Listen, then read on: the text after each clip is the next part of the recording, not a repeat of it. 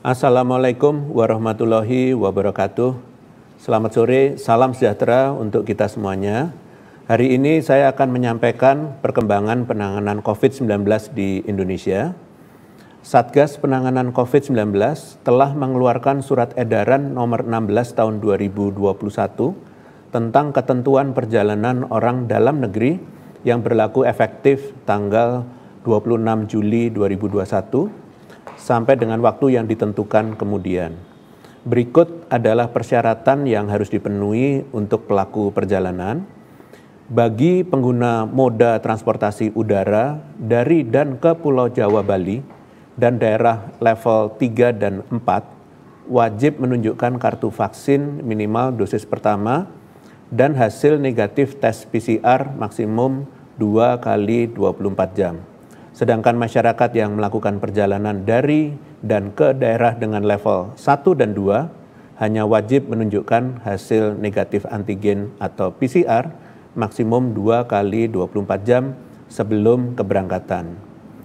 Lalu bagi pengguna transportasi laut, penyeberangan darat menggunakan kendaraan umum atau pribadi dan kereta api antar kota dari dan ke daerah dengan level 3 dan 4, wajib menunjukkan sertifikat vaksin, hasil tes negatif PCR maksimum 2 kali 24 jam, atau hasil negatif tes antigen 1 kali 24 jam.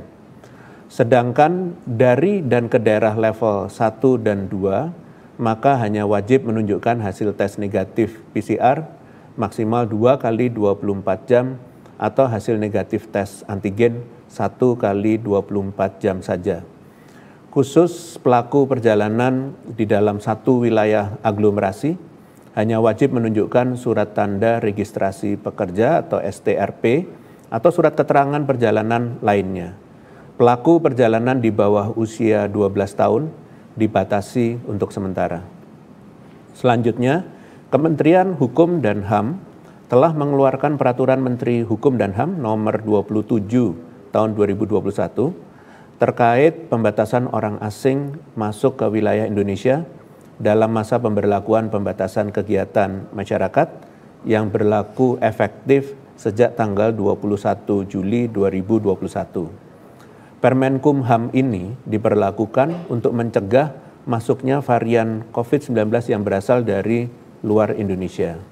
Selanjutnya, berdasarkan Permenkumham ini, maka di masa PPKM, WNA dilarang masuk kecuali pemegang visa diplomatik dan visa dinas, pemegang izin tinggal diplomatik dan izin tinggal dinas, pemegang izin tinggal terbatas dan izin tinggal tetap, kemudian orang asing dengan tujuan kesehatan dan kemanusiaan, serta awak dari alat angkut yang datang dengan alat angkutnya. Berikutnya saya akan menyampaikan perkembangan kasus COVID-19 terkini seperti yang disampaikan oleh Presiden Joko Widodo bahwa saat ini kita memasuki implementasi perpanjangan kebijakan PPKM level 1 sampai dengan 4. Perlu diketahui bahwa perpanjangan kebijakan dengan penyesuaian ini dilakukan untuk meningkatkan efektivitas penanganan COVID-19 disesuaikan dengan urgensi penanganan di daerahnya masing-masing. Perpanjangan yang berlaku tanggal 26 Juli sampai dengan 2 Agustus ini dilakukan semata-mata mencegah kenaikan kasus yang tinggi demi melindungi masyarakat. Seperti yang pernah saya sampaikan, perlu waktu setidaknya 3 minggu untuk dapat melihat dampak dari implementasi kebijakan. PPKM darurat sejak tanggal 3 sampai dengan 20 Juli serta PPKM level 1 sampai dengan 4 yang tanggal 21 sampai dengan 26 Juli ini telah dievaluasi dampaknya terhadap kenaikan kasus. Jika dilihat pada tingkat nasional, baik kasus aktif, positivity rate, kasus harian, dan kesembuhan mengalami perbaikan pada periode PPKM level 1 sampai dengan 4 setelah sempat meningkat pada PPKM darurat. Persentase kasus aktif yang pada hari terakhir PPKM darurat sebesar 18,65%, ini telah menurun pada hari terakhir PPKM level 1 sampai dengan 4 menjadi 18,12%. Selain itu, positivity rate juga mengalami penurunan dari sebelumnya 33,42% menjadi 31,16%. Penurunan juga terjadi pada kasus harian tertinggi.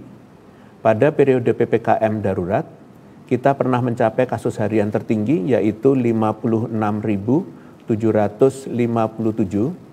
Pada periode PPKM level 1-4 ini, kita mampu menekannya menjadi 49.509 kasus.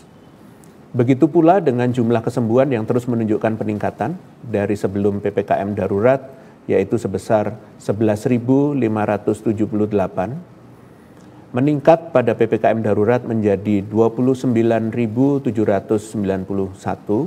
dan terus meningkat pada PPKM level 1-4 menjadi 37.640. Namun, sayangnya, jumlah kematian hingga pelaksanaan PPKM level 1-4 masih terus mengalami peningkatan.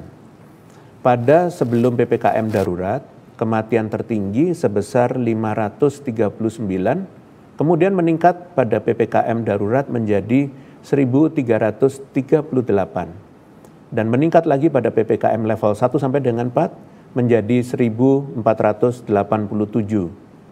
Perpanjangan PPKM level 1 sampai 4 ini salah satunya dilakukan untuk meningkatkan upaya penurunan kasus kematian semaksimal mungkin.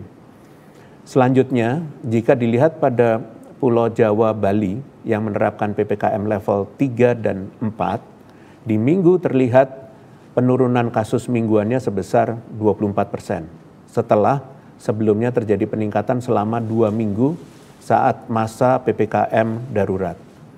Namun, jika dilihat pada provinsi non-Jawa Bali, ternyata pada minggu ketiga implementasi PPKM darurat menjadi PPKM level 1 sampai dengan 4, masih terjadi sedikit kenaikan kasus, yaitu sebesar 3,6%. Kenaikan ini tidak setinggi pada minggu sebelumnya, yaitu sebesar 53%.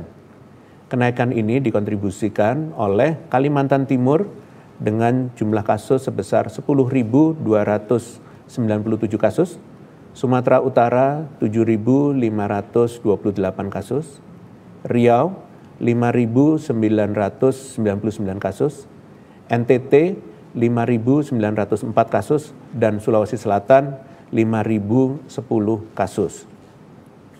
Dari perkembangan kasus ini, kita dapat mengambil 3 buah pembelajaran penting. Pertama, pada prinsipnya PPKM level 1 sampai dengan 4 merupakan kebijakan yang dilakukan pemerintah untuk mengendalikan penambahan kasus. Semakin efektif pengendalian yang dilakukan, maka hasilnya dapat semakin terlihat. Meskipun kasus menunjukkan penurunan pada 1 minggu terakhir, tentu saja pemerintah tidak bisa terburu-buru melakukan pembukaan. Perlu kehati-hatian dan persiapan yang matang. Untuk itu, perpanjangan PPKM tetap dilakukan untuk melihat apakah penurunan ini konsisten terjadi dan dapat dipertahankan, serta memperbaiki kasus kematian yang masih meningkat. Pelajaran kedua adalah perbaikan kasus tetap harus dilakukan selama perpanjangan PPKM ini.